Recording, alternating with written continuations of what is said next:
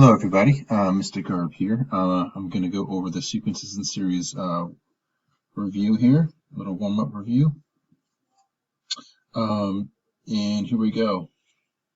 So this is to get you ready for your project, which is coming up. So I know a lot of the videos have been done for you already. So this one is just a culmination of all those together.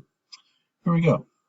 So the first one here, we're just asked to determine if it's arithmetic or geometric. Well, clearly if we look right here, we're adding 8 each time. So we're going to say this one is arithmetic. And we're going to say that it's because it's adding 8 each time. Number 2, looks like we're multiplying by 6 each time. So this one appears to be geometric. Number 3, they say write an explicit rule for the arithmetic sequence. So now we have to write a rule for this. Well, since A1 is negative 10, A1 is negative 10. So therefore, we're going to find A0 when we make an explicit rule. AN is going to equal A0 plus 8N. So we just need to find A0. Okay. Well, A1 is negative 10, so then A1, which is negative 10, is equal to A0, which we're trying to find, plus 8. So A0 plus 8. So therefore, A0 is equal to negative 18. So our explicit rule is AN is equal to negative 18 plus 8N. Now it asks us to write the explicit rule for the geometric sequence above, where we're multiplying by 6. So AN is going to originally starts out by saying it's equal to 4 times 6 times 6 times 6 dot dot dot. So you could say it's equal to, usually it's A R to the n minus 1. We'd say something like 4 times 6 to the n minus 1. Well, that's one way of writing it. It's not wrong, but I can see from Ms. Kirschmeyer's notes that she likes to have you write it as 4 over 6 times 6 to the n. She likes having an n right here for your explicit rule. So what I'm doing is I multiplied by 6 here and I divided by 6 here. So I basically multiplied by 6 over 6 here in order to have the explicit rule for the geometric be in this format. I think that's the format that she was showing you how to do based on the homework assignments that I received from your work, looking at work. So we're gonna say that. But we can simplify that to 2/3. So let's do that. So it's going to be AN is equal to 2/3 times 6 to the n. Whenever you can simplify fractions, please do so. Now we have write the explicit rule. Well, writing the explicit rule, I think we did that one already. And so that's going to be AN is equal to 2/3 times 6 to the n. Now we're going to use that explicit rule to find A12. Well, A12 is going to equal to 2/3 times 6 to the 12th. That's going to be a very large number. Get our calculator out. We're going to say 6 to the 12th times 2 divided by 3 equals, and that's a really big number, 14511882224. That's what I got for that, unless I made a careless mistake. How many terms are in the sequence? Well, we're using this one right here.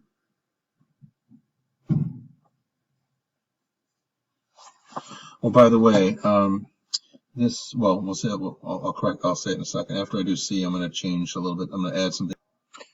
Okay, so the explicit rule for this sequence above here is going to be, we have it from above. It's AN is equal to negative 18 plus 8N. We have that from up top, so we don't have to do anything there. And this one here is going to be,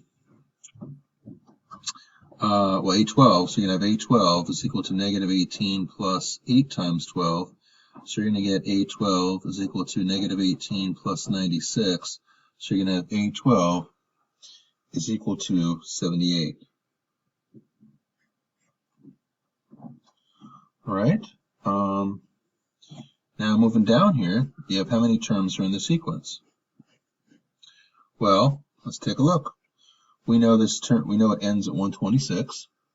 So we're going to have an is equal to negative 18 plus 8n, and now we substitute 126 into here for an. 126 is equal to negative 18 plus 8n. Okay, and then we add 18, and we're going to get 8n is equal to 144, and then we get 8n is equal to, looks like 18. So that looks like it's 18, and indeed it is. Sorry about this over here. I was thinking about a geometric, so that's what the confusion was. But I hope you can follow this over here. Now we're doing the geometric one, right, the explicit rule. And I think that one was a to the n is equal to 2/3 times 6 to the n. And then they said define A12, so A12 is equal to 2/3 times 6 to the 12. That was the big number that we did above here that I wrote mistakenly. So that's going to be 145,118,822,4. So on your calculator, you're going to want to do 6 caret 12 and then times 2/3, and you'll get that right there. So how many terms are in the sequence? Well, in order to figure out how many terms are in the sequence, we need to do the following.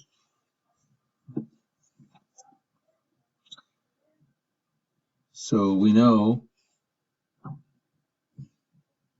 that, so how many terms in the sequence? Well, they tell us right here that this particular sequence ends at 186624, and that's equal to 2/3 times 6 to the n.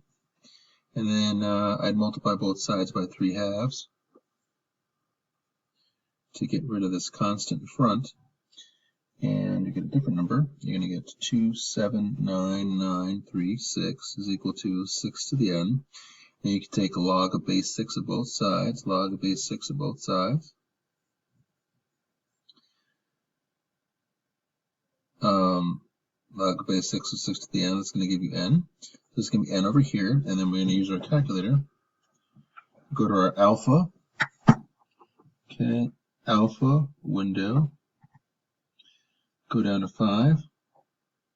Put down base 6. And over here you're going to go 279936. And we get 7. You guys can see that. Here it is. Okay? Alpha window. So in case you forgot, that's alpha window. Alpha window is the steps in your calculator. So you should get n equals 7. Don't quite understand why they give you a sequence that ends here and tells you that it's 7 terms. But in the previous problem they asked you for the 12th number. I guess the 12th number in the sequence would be this, but based off of this one should be 7. All right, number 7. So for number 7, with the sum of the first 7 terms. So the sum of the first 7 terms, they want you to do it the right hard way and then do a shortcut. So the first 7 terms, you're going to have negative 10 plus negative 2 and then 6 and then 14. You're adding 8 every time, 22, 30, and 38. And if you add that up on your calculator, you add that all up, you'll get 98. But you know the shortcut way for 7 would be n times, you have a1 plus a7 all over 2.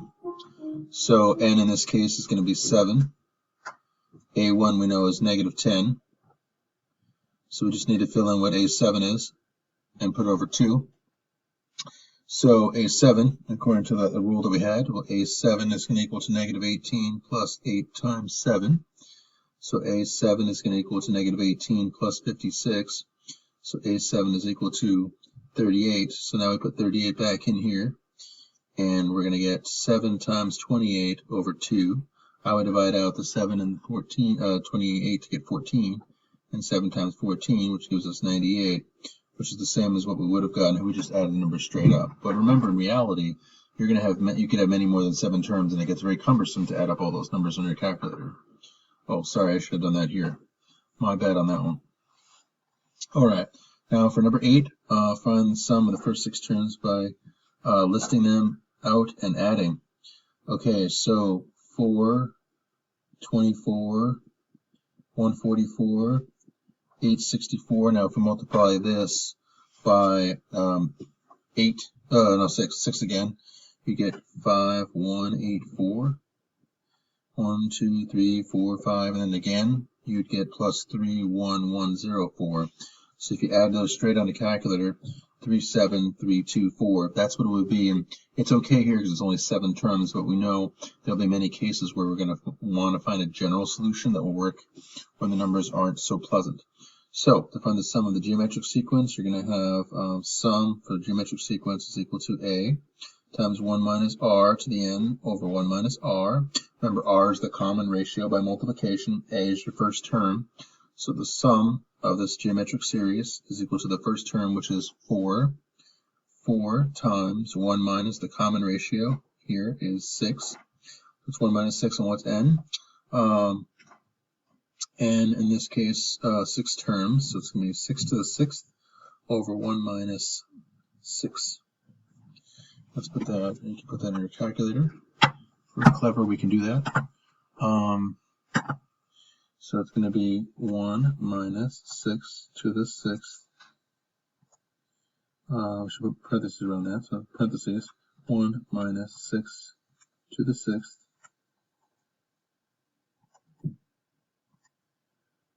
Okay, divided by 1 minus 6.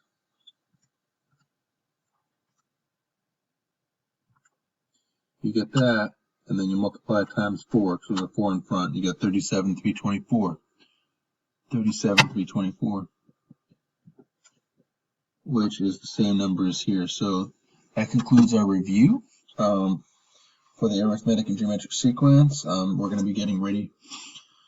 You'll be getting a project where you get to apply this knowledge. It's not going to be a straightforward, traditional assessment on this piece, like straightforward formative. This is a project formative, and after that, we'll discuss that in the Zoom feed, and I'll release that project to you. And then we're going to work on the last unit, which is conics. But this is to get you ready for your project. All right, so there you go.